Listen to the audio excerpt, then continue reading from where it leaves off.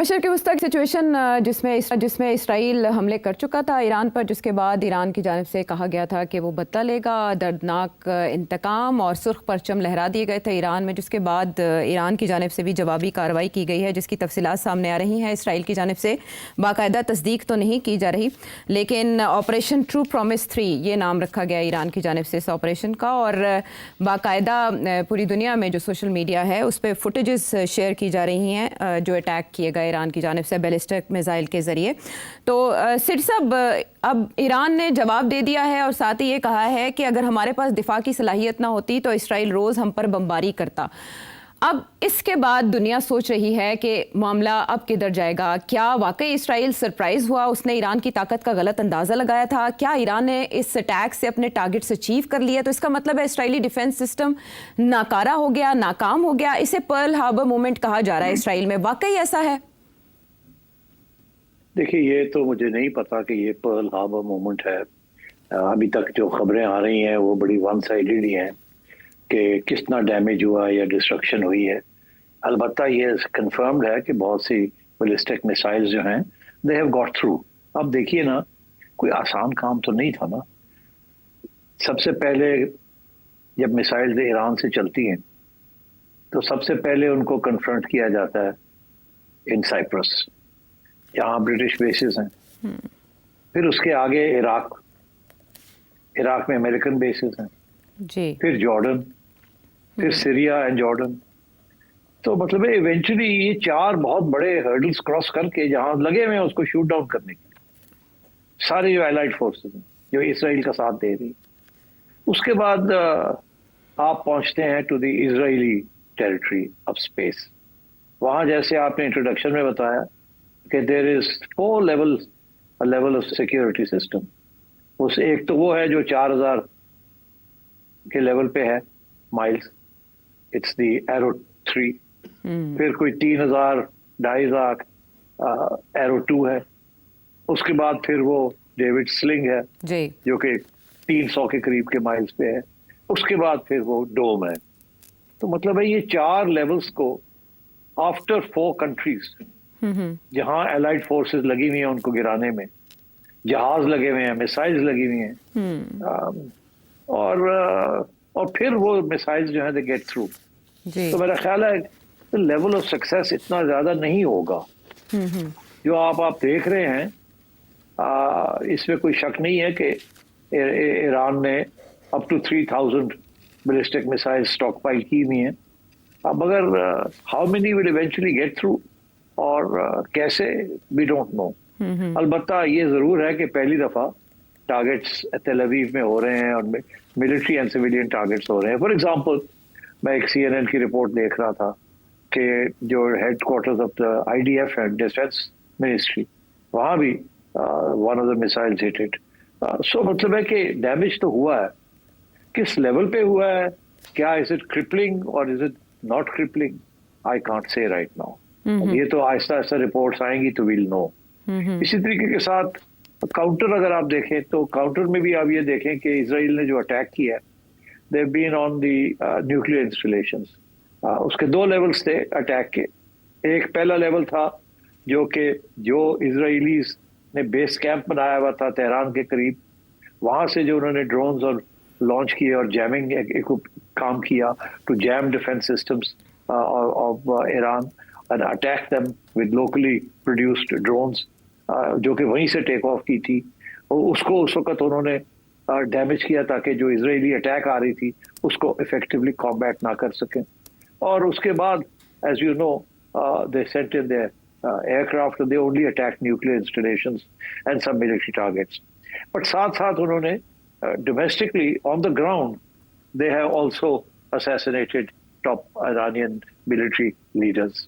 जिसका ये मतलब है कि ये काफी देर से ये प्लानिंग हो रही थी और इसके 2 कॉन्सिक्वेंसेस थे, मगर I will come to the consequences. So कितना डैमेज इजराइल ने किया वो तो हमें नजर आ रहा है।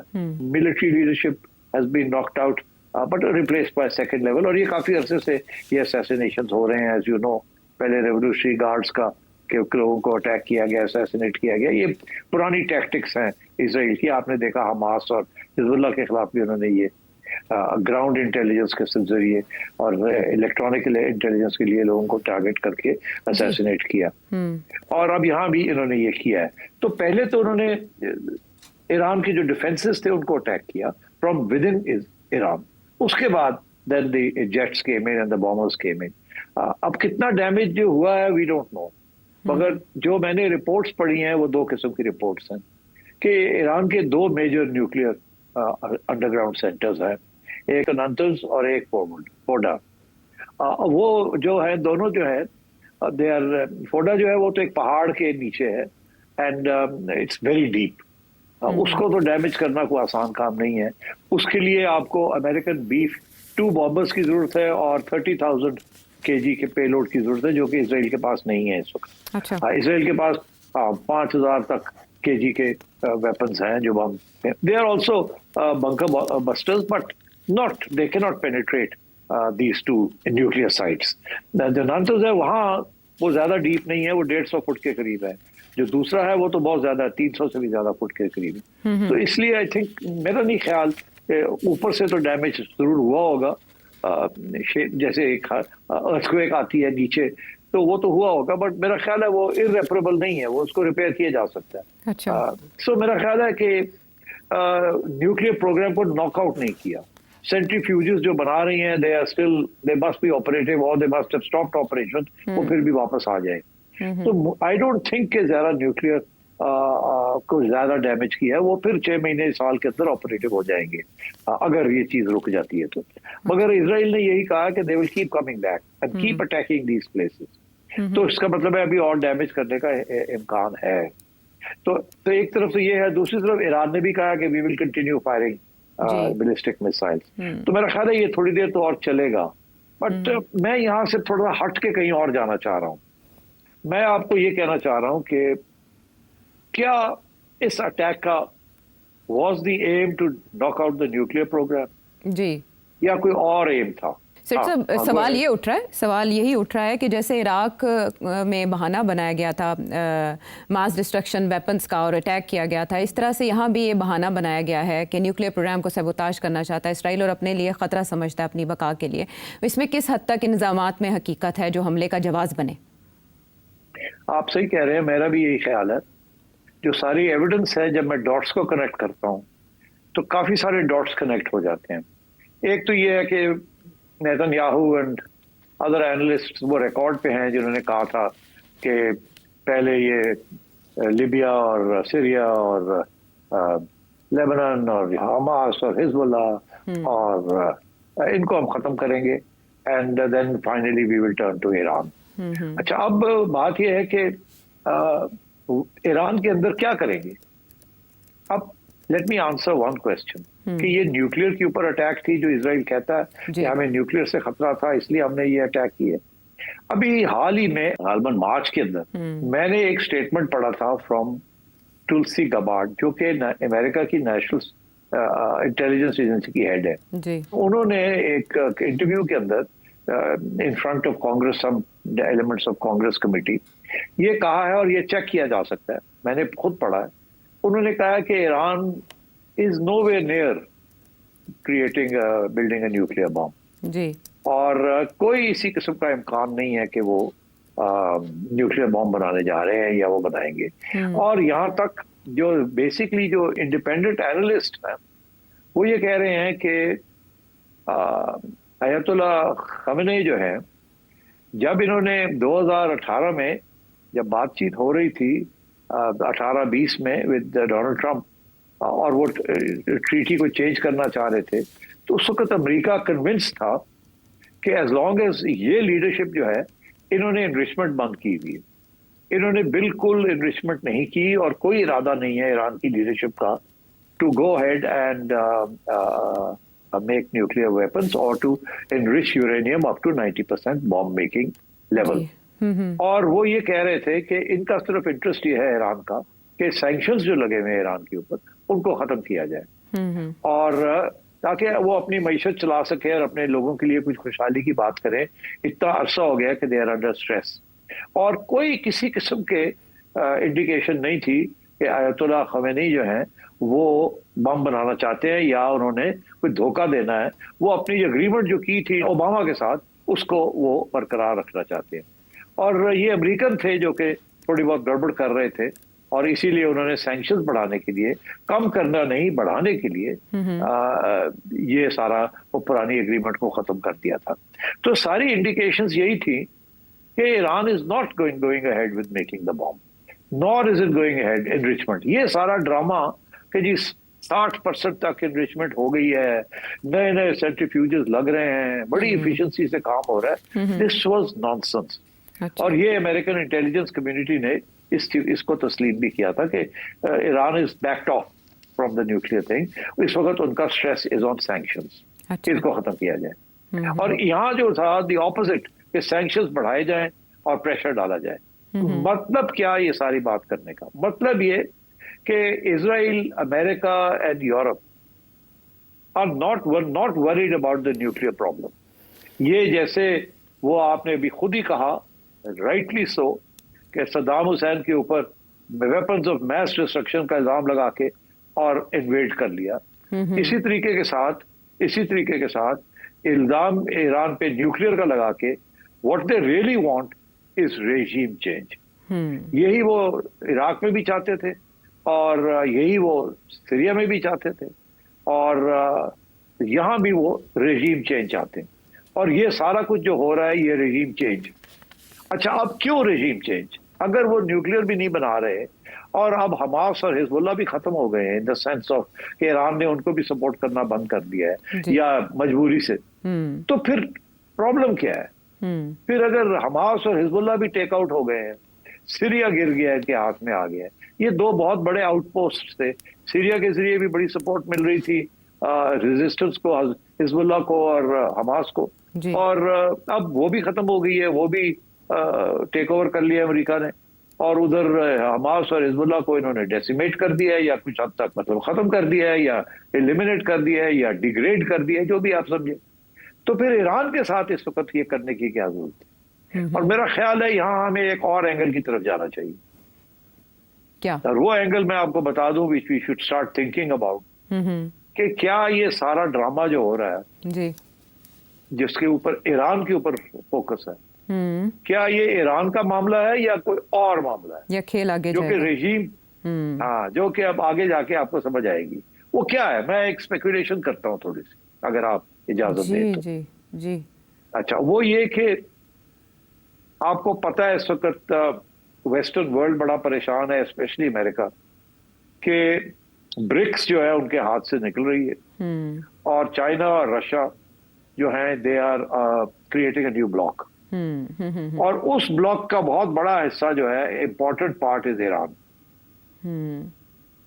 America is worried about the new bloc that is coming online, जो कंपटीशन में आएगा with America and the west, which is BRICS.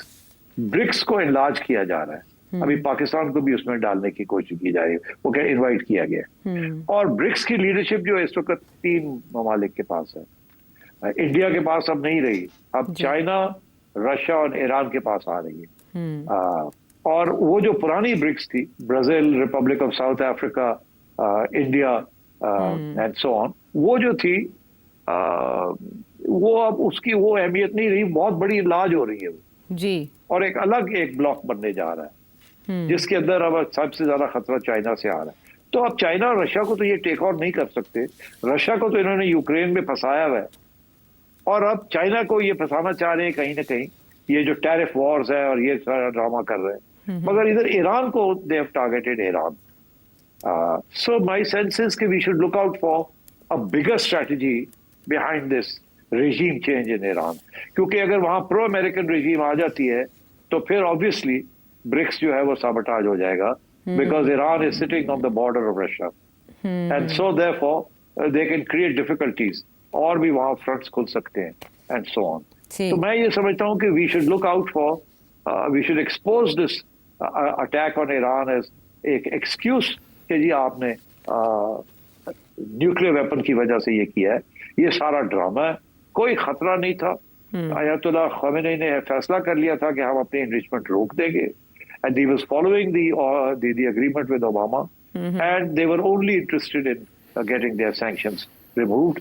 उनके पैसे भी फंसे हुए हैं सैंक्शंस की वजह से, सख्त तकलीफ हो रही है ईरान को, उनकी specially the export of oil and so on. तो मेरा ख्याल है this is the real reason behind this attack by Israel. अगर इसको आप सामने रखें तो फिर आगे क्या होने जा रहा है, then you can maybe make some good predictions. और वो प्रेडिक्शन आप बहुत पहले कर चुके हैं, वो याद करवाना बहुत ज़रूरी है.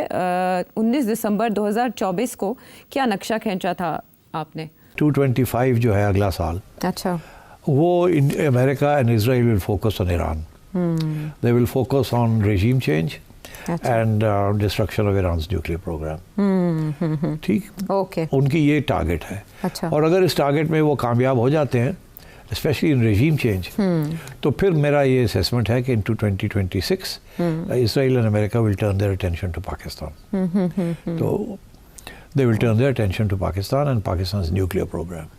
अच्छा, ये याद दहानी इसलिए भी ज़रूरी थी कि ख्वाजा आसिफ ने भी ऐसी ही बात की है और वॉर्न किया है मुस्लिम उम्मा को. उनका बयान शामिल करते हैं. आज मुस्लिम दुनिया जो है मुत्तहिद ना हुई और अपने अपने एजेंडे पे अपने अपने मफादात का तहफ़्फ़ुज़ करती रही तो सबकी बारी आ जाए. इस वक्त तमाम मुस्लिम ममालिक जो है वो मिलके कोई ऐसी स्ट्रेटजी डिवाइस करें जिससे जो है इजराइल का जो है मुत्तहिद होके मुकाबला किया जा सकता है. अच्छा, जब अब्राहम अकॉर्ड हुआ था सेठी साहब, तो वो आपने प्रेडिक्शन की थी या तबसरा किया था, तज्जिया किया था कि सऊदी अरब पहले इस तरफ आएगा, फिर उसके बाद पाकिस्तान पर भी दबाव बढ़ सकता है. लेकिन हमास के अटैक के बाद ना सिचुएशन बिल्कुल ही बदल चुकी है 180 डिग्री. अब जो बात आपने कही दिसंबर 2024 में और जो ख्वाजा आसिफ ने कल और आज बातें की हैं, हमारे व्यूवर्स हैं उमर फारूक बुरेवाला से और इसके अलावा 2 और व्यूवर्स हैं, उनके भी यही क्वेश्चंस हैं जो आपसे जानना चाह रहे हैं कि ये रेला आहिस्ता आहिस्ता फिर क्या पाकिस्तान की तरफ भी रुख करेगा और पाकिस्तान इसीलिए राब्ते कर रहा है, ईरान को अपनी हिमायत का यकीन दिला रहा है अमेरिका के साथ ताल्लुकात के होते हुए भी और अरब वर्ल्ड के खामोश होते हुए भी पाकिस्तान कह रहा है कि हम मुकम्मल हिमायत करेंगे. क्यों नहीं? देखिए, मुकम्मल हिमायत तो पहले सारी दुनिया ही कर रही है except for the western world. वो सीज फायर चाहते हैं और वो एस्केलेशन नहीं चाहते. उन्होंने जो करना था वो कर लिया है. अब वो और इसको ज़्यादा बढ़ाना नहीं चाहते कि और ख़तरा ना हो जाए. कल को फिर ईरान जो है ये समझे कि अच्छा ये बात है तो हमने तो न्यूक्लियर एनरिचमेंट रोकी भी थी, अब हम फिर शुरू कर देते हैं. और ये ना हो, क्योंकि ईरान सीरिया नहीं है, ईरान लेबनान नहीं है, ईरान इजिप्ट नहीं है. एंड सो देयरफॉर, और सबसे ज़्यादा इस वक्त ईरान की हिमायत चाइना और रशिया कर रहे हैं. They are very solidly behind Iran. अभी मैंने सुना है कि रशियन स्टेटमेंट्स आ रही हैं, अब आनी शुरू हो गई हैं कि रशिया को भी बात समझ आ रही है कि ये जो सारा कुछ हो रहा है, this is not only about Iran's nuclear programme, this is something more. And I think अब आप देखेंगे कि चाइना एंड रशिया ज्यादा अग्रेसिवली बात करेंगे. And I think because they see the threat that is coming. And I think Khawaja साहब ने जो बात की है मुस्लिम ममालिक की, देखिए ख्वाहिश तो बड़ी नेक है, इसमें तो कोई शक नहीं. मगर ये जो नेशन स्टेट है ना, 20th सेंचुरी और 19th सेंचुरी का फिनोमेनन, इसमें मजहब जो है doesn't play a part in state policy. सिर्फ जहां इनकलाब आया हो, इस्लामी इनकलाब आया हो, जैसे ईरान में आया, तो फिर yes it plays a part. जैसे कि ईरान के अंदर it has played a part. जैसे कि सोवियत यूनियन के अंदर जब सोवियत इनकलाब आया था तो सोशलिस्ट थॉट को प्रमोट करने की बात, एक्सपोर्ट करने की बात आई. मगर मॉडर्न डे सोवियत यूनियन तो स्प्लिट हो गया ना, उसके बाद टूट गया. तो now socialism is not a part of the ideology of Russia. इसी तरीके के साथ चाइना बड़ा रियलिस्टिक हो गया और प्रैग्मेटिक हो गया. They are not exporting revolution. और ईरान ने भी आहिस्ता आहिस्ता was coming to a position where they would have stopped exporting revolution और इस्लामिक रेवोल्यूशन. तो इसलिए मेरा ख्याल है that was one of the reasons that they realized कि अब the Islamic government and revolution जो है वो उसमें से स्टीम निकल रही है, भाप निकलनी शुरू हो गई है, बिकॉज लोग तंग है वहाँ and they have not been able to deliver and the sanctions जो हैं they have hurt them very badly. और उनके जो प्रॉक्सीज थे उनको one by one over a period of time they have been taken out और degraded. तो इसलिए मैं समझता हूँ कि ईरान की तरफ से अब उस किस्म का खतरा नहीं था। अब मेरा ख्याल है बिगर गेम आ गई है। अब मुस्लिम ममालिक जो ख्वाजा साहब ने बात की है, एज आई सेड, ख्वाहिश तो बड़ी नेक है, बट दीज आर स्टेट्स।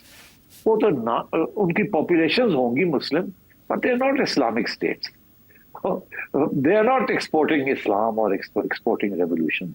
और उनके जो स्टेट टू स्टेट रिलेशंस है are not based on religion, they are based on secular state interests. This is always the case. तो अब इस ईरान का भी यही हो रहा था।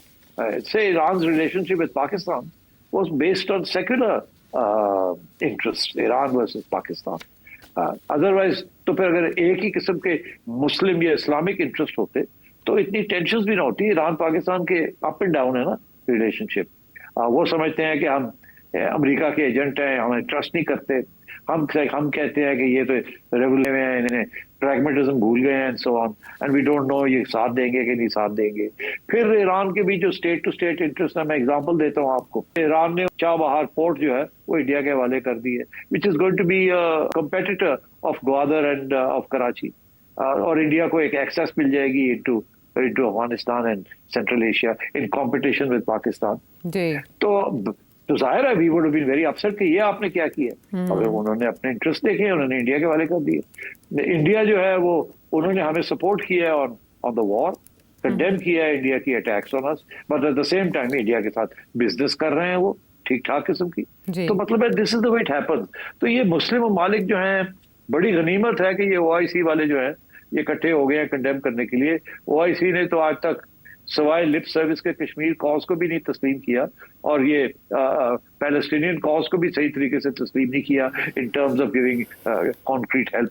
तो सो यू नो वो तो अब MBS जो हैं वो हटे हैं पीछे फ्रॉम द एब्राहम अकॉर्ड्स। अब वो लीड भी कर रहे हैं OIC को। अब थोड़ी सी इंडिपेंडेंस आ रही है इनके अंदर, हालांकि they very close to America. America के साथ सब कुछ चल रहा है इनका, मगर यहाँ आके वो इसराइल के खिलाफ तो पोजीशन लेंगे।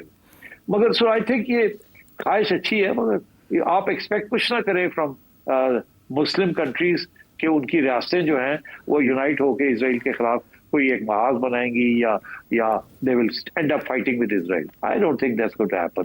आप भी नहीं करेंगे और भी नहीं करेंगे। ये लिप सर्विस है पार्लियामेंट के अंदर खड़े होकर दंदर आना, और ये अच्छी बात है, कम से कम ये तो होना चाहिए।